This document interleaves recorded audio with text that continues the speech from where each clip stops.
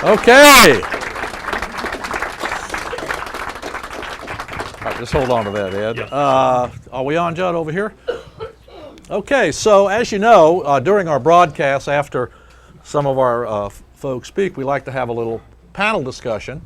And we're really excited today, obviously, to have Ed and Yvonne, Eric and Jason, and also RVP Willis, right, from Atlanta, is joining us. And so, Ed, let me just start with you, because one of the things that you know, a lot of our guys sometimes, you know, they're in a base shop, and maybe like, you know, okay, you were in Atlanta, and maybe you had, you know, family in Tampa, and you know, you really want to do this business, you're full time, and you want to relocate, and you know, you got to start sort of over again. You had to do that, you know, really 3 times you started. So, what advice would you give someone that, you know, is moving to a new area or is just coming in and deciding to start over again in a new area? What are some of the things that, you know, you would tell them they need to be doing and need to be thinking about?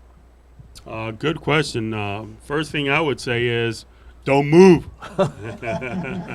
No, been there, done that now. But seriously, it's tough. I mean, if you got to make it happen. If you have to, you need to know where you're going. You need to know all the requirements. You need to know the licensing. You need to know that whatever it is, you got to go over and, you know, like in the military, you got to go and do a recon.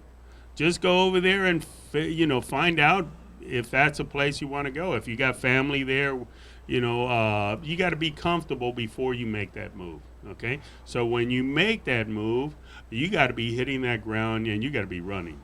I mean, you just parachuted in and you just got to be running. You got to make it happen. So this thing, as far as you know, let me find out what happened. No, you got to make it happen. So. Well, Ed, you know, another thing that you know, I've always thought about, because when I was in you know, Art's original base shop, and then I mean, I moved, but I moved literally from, you know, the Decatur area in Atlanta. I moved up to Marietta, and you know, I mean, I didn't know anybody, you know, there either. And I think the key is that you know, one of the things that we continue to talk about over and over again, you just got to talk to everybody. Right. Everybody's a prospect. You can't eliminate people, because you never know that person that you decide not to talk to, you know, could have been a superstar. So right.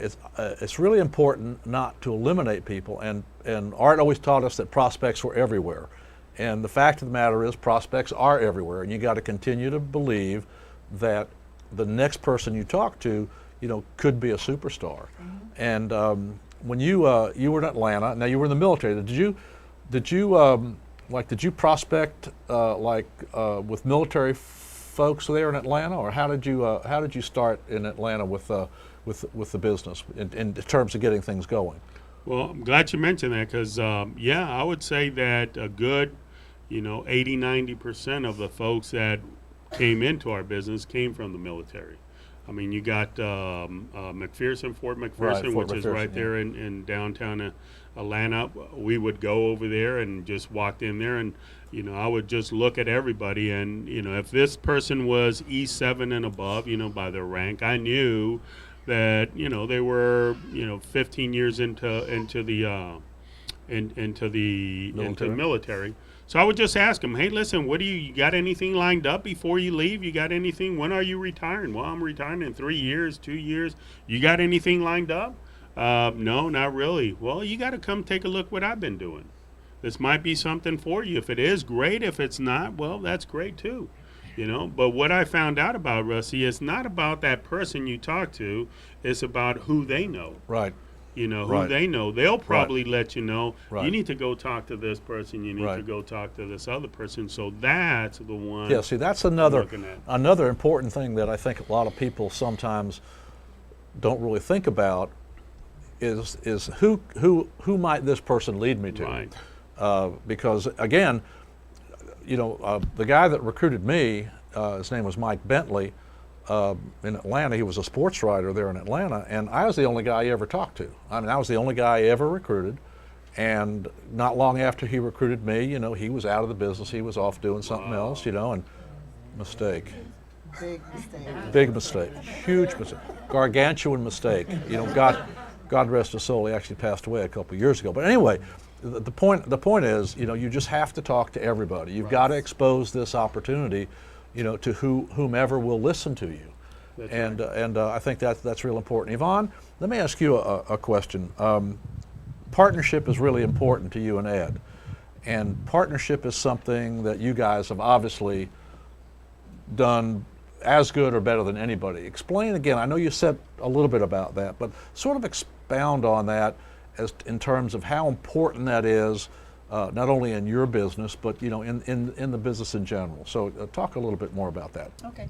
Yeah, for Ed and I, we just wanted to get as many people as possible in the shortest amount of time. So we figure if the two of us went together to do presentations, they would see themselves, husband and wife, they would see themselves in us. They saw husband and wife, they're going out there building their business together.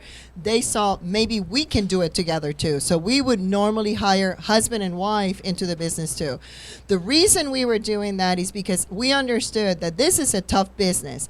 And if you hire just one person and the other person doesn't understand what's going on, chances are you're not going to make it. Because if you have the pressure of having somebody that doesn't understand this business pulling on you all the time, if I had to choose between a career and my family, I would always choose my family. So I don't want to go against that. So we hire couples all the time. And in our business, you see that there is a lot of couples come and work with us together. Yeah, I think again, Art and Angela always said, you put two people together with a common goal, headed in the right direction. You can sort of change the world and conquer the world, and that's certainly, you and Ed have done an exceptional job of that. Eric, let's ask you first, then we'll come back to Jason. How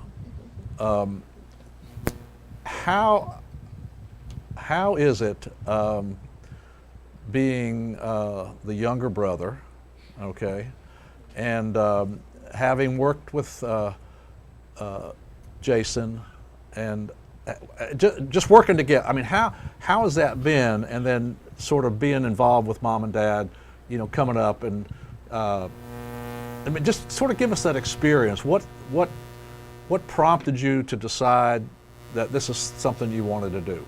Okay. Yeah. Great question, Rusty. Honestly, what happened was I went into corporate America. I played a little professional football, then I went into corporate America. Got beat up, man. I mean, it was bad. It was bad. They tell me when I can, take sick days, when I can do, and it just wasn't how I was raised in a Primerica business. And ultimately, I just made the switch cold turkey. Usually we tell people, hey, come part-time for a little bit and get your feet wet and then come in. I just cut it right there off, and I came full-time right away. And honestly, it is a blessing coming here with my mom and dad, my brother, his wife, my sister-in-law, and constantly when I first started, I'm a huge competitor. I compete on a daily basis, and for all y'all who say y'all don't compete, that can't be true, because you compete every day trying to get here to work, swinging across traffic. So I compete, and the first person I wanted to compete with was somebody who was doing better than me or that was just tremendous, and that was Jason. And on a daily basis, I'll make sure I got here before him, but I never did. I made sure that I put more numbers on, but I never did. So I was going to ask you about that, Eric. I mean, how was that? I mean, younger brother kind of thing. How was it competing with Jason? Man, honestly, it was great for him, because I'll compete with him, and my numbers would show on his numbers. So it was great, man. But I had a great time. Daily it was a challenge, but I knew deep down that I was getting better each and every day, because I was competing with, in my eyes, the best in the field right now. So for all of y'all who are looking for somebody to compete with, I want you guys to find the best person, probably the rank above y'all, and compete with him on a daily basis. Make more calls than him, make more appointments than him. And I guarantee you, not only will he get better because he's going to see you competing, but also you in turn will also get better as well. So, yeah, I mean, it's a daily competition here in this office. That's good. And the thing is, we split an office now, so if I hear him on the phone, then I have to get on the phone as well. And my team also is the same way, and his team's the same way as well. So it is a definitely competitive atmosphere here. Jason, tell us, give us your thoughts about that. I actually, I'm so And Jason, blessed. you just got promoted to RVP, is that right? Yes, sir. Just in December.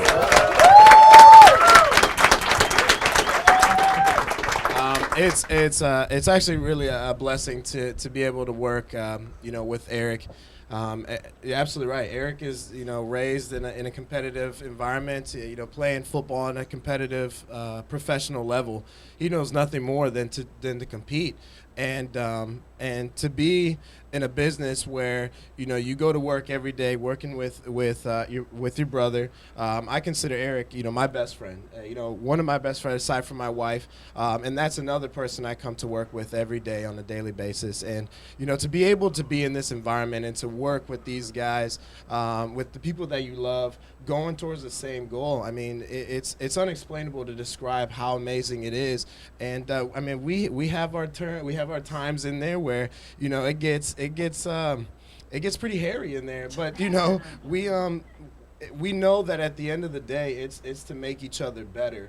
And I owe a lot of the success that we've seen, that Jackie and I have seen, that our team has seen, to the person that Eric has developed into. Not only that, but the team that he's developed as well. I mean, who knew that us just competing head to head each other, just brotherly love, would in turn create such an atmosphere in this office, and we have such a great team in here, and it's because we always just brotherly love competing. That's how simple it is. I'd really like to have seen some of that brotherly love. Competition, yeah, I can believe really brotherly love, yeah. But it's unbelievable, it's sometimes it's like a sweatshop back there, because I mean there's 5-10 people in that small office, but we're all doing the same things, and Eric and Bryn have become such unbelievable leaders at such a young age, and as excited as we are to become, that we've become regional vice presidents, we're even more excited to see Eric and Bryn and the rest of the leaders in our office to become what they're going to become. Yeah, even more. that's really important. And well. the thing that I always had thought about is if you've got a lot of activity going in the office, if you've got a lot of people doing stuff, I mean, people see the activity and the action and the interaction and the competition. And I tell people that if you're not into competition, you're going to be really uncomfortable around this Primerica thing, because we're constantly competing all the time. One of the things that people out there in the real world can't hardly imagine that. I mean, we don't hide anything.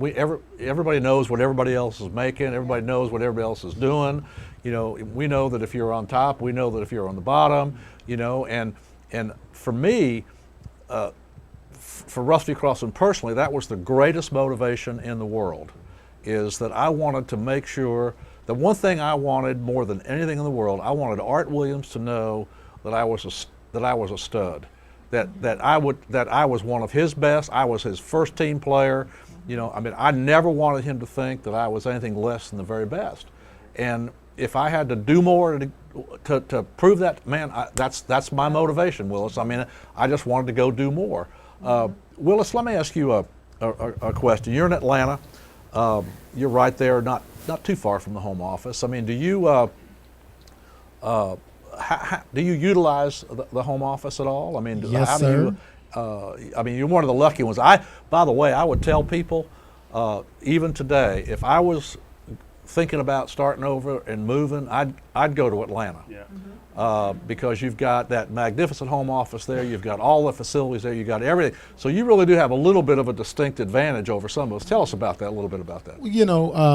Great question, Rusty, by the way. But the home office is a state-of-the-art establishment that the company has put together for, agent usage. Let me interrupt you. I bet you take all of your new people there into that Imagine thing and put them right there in front of me and let you push that little button and I talk. That sells the dream for them. All the time. There you go. All the time. This is our guy right here. You want to listen to him, and then I'll go take a bathroom break and come back. Did you hear everything? No, I'm teasing, Rusty. But no, we were just there. In fact, I was just there. In fact, just to give you an example of how access to the home office is.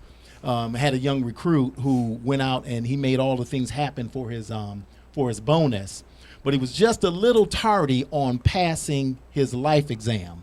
And so, he has to have the license issued in order to get paid the bonus. Right. And because of the access and all the years of being in association and mentorship and in business with Ed and Yvonne, I've come to know a lot of the people at the home office on a real upfront and personal basis. And so I called my man John Frady. Good old John. And John Frady says, just when it's issued, call me and we'll get him paid. And when it was issued, I called him and they got him paid. So being there, being able to just anytime you want, take new recruits to the Imagine Tour, take new recruits to the different fast start schools. My team is at a fast start school that's featuring Eric and Peggy Hightower right now at the home office with SVP Renee Turner. And so, just having that kind of exposure to the home office is incredible. It truly is. And I wouldn't have known half the people if it weren't for Ed showing me in the beginning days, us jumping in that Suburban you had and riding out every Monday to the broadcast, and every time somebody come across, hey, Will, meet my new guy, or hey, David Chadwick, meet my new guy. And just, we know everybody now, so it's been awesome, Rusty. Let me ask you one other question, Willis, as we wind this panel down. You got a brand new recruit out there, and they're bright-eyed and they're all excited. And I'm going to ask all of you the same question, so you'll be thinking about this. I mean, what advice do you give the brand new person? What is the thing that you tell them that's probably the most important thing to get them going, in the Primerica experience? What advice do you give that new recruit? Rusty, I'm gonna try to keep it as simple as I can. There's a bunch of things that crossed my mind as you were asking that question, but I think for a brand new recruit, especially the younger ones that are tending to come into our business now, to be able to just listen twice as much as you talk, because you find young people who, they kind of. And because of all that talking, you're not getting what you need to get to be able to build a business. And so if you could just be patient enough and be able to listen, twice as much as you were thinking about talking, you're going to be able to receive all of the things that you need to receive to be able to build a big business. Great. Jason? Great message. Yeah. Yeah. Eric, sorry. I get you two guys mixed up. Okay. Same thing. You're recruiting folks. What are you telling that new recruit to get them going? Well, honestly, I sell them the dream. And I tell them, listen, this is why do you go to work? To make money. Well, how much do you need on a monthly basis right now? How much would you like on a monthly basis? Okay, man, let's put a plan together so that we can make that happen. And in order to do that, how about we go out there and figure out other people who have that like-minded like yourself, who want to make an extra $1,500, $2,000, $3,000 a month, and let's put a plan for them together. And how about you get overrides on them as well? Does that sound like a good plan? Yeah. Okay. Well, hey, how many people can you put on this list for me then, and we can go talk to them. And ultimately putting the young generation like myself and Bryn, we got to have a plan. We got to have a plan. Not only that, but we got to have a coach too. Somebody telling us, hey, listen, if you don't do this, somebody else is going to do this. If you don't talk to your family, somebody else is going to talk to your family, and they're going to put them in a worse situation than yourself. So we just have the sense of urgency.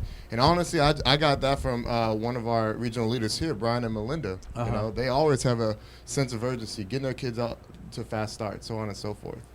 Okay, Yes, good. Big brother, what? I mean, all that was unbelievable. I think that's definitely just to kind of feed off of these guys. It's exactly the same thing. We just try to tell people, listen, be as coachable as you can. I try to focus in on letting everybody know, listen, where you're at right now, I was there. I would never ask you to do something that I would not do myself. So if you could just listen to me, I can definitely show you how to do this. As far as what Eric is saying, find out what kind of income they're looking to make and make that a goal. What I've done is taken it a step further is I've started compiling a portfolio of all my paychecks. And it's not to brag in any way. That's a but great idea. Just to show them, listen, I'm not up here just sharing you or just showing you that it can be done. Like, it's proof that this is definitely something that's done. So if you listen to what I'm going to tell you to do, I've gone through that, and this is the results that if this is something that you want, I could definitely help you out. You know, it's interesting you say that, because when I one of the things that I did is when Art sort of asked us to start expanding across the United States, we actually had this conversation last night. This was like 1978, right around 78, 79. That year I made like $250,000, and I had a sort of like what the trend track thing is today. It just showed the year end thing, so it showed that 250,000, and I had some referrals of guys that were already in the business throughout the United States, and I simply wrote them a personal letter. And I attached that sort of 1099 thing to that and said, if you're not making this amount of money, maybe you ought to talk to me. And I recruited people out of that. I recruited people all across the United States, and 75 to 80% of the business that we have today in our organization came from those 3 or 4 or 5 or 6 guys that I sent that letter to. So, I mean, that's a great idea. Great idea, Jason. Okay. Yeah, with me, everything that they talked about, we try to, tell our new recruits too. But personally, after I explain everything, I just say, listen, I know this is a lot. All I want you to do is focus in introducing me to some folks, that I can get them in the business, for you. The only thing you have to do is go get your license.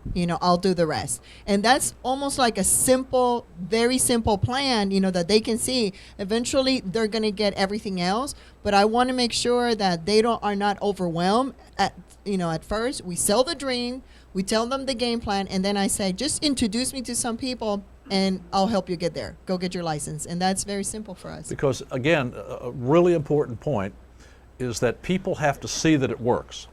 You can tell them that it works, you can show them that it works, but they got to actually see it and experience it for themselves. And so by getting them out to a fast start, getting them I love the idea that you bring people up, give them a paycheck in front of everybody else. I mean, yeah, you mean you can make money here? Yeah, here's people making checks. And so that's really, really, really important. Actually, Rusty, just on that, every single opportunity meeting, people, of course, Primerica is a great company. Of course, we have had some success, but at the end of the day, everybody wants to know, can it happen for me? And at the end of every single op meeting, we pass out the checks. And we show, the checks for $20, and we show the checks for $4,500 a month, a week. Weekly checks, because people need to see that it does work. So we do that all the time. Perfect. Ed? Good. All of that. Yeah, I taught all these guys. Oh, yeah, I hear it. Who taught you? You did. No, but just like Eric's saying, just figure out their why. Why are you doing this? Once you got that, then you can work around that. But the main thing is not only knowing the why, but hey, let's show this person instant success. Yeah, let's put them out let's put them out in the field. Hey, take us out. You got to see. I want you to see instant success. I want you to see that when we sit down with someone, whatever happens, at least a person looks at it and say, "Man, thanks for coming by. Man, I learned something tonight. I learned something." And you don't do it you do it for the new recruit who's on your team. And this person, as long as this person knows that what you're doing is right, that what you're doing can help someone, now you capture their heart. And once you have their heart, hey, you'll get their mind too. That's great. Okay, well, thanks, guys. I appreciate that. Great messages.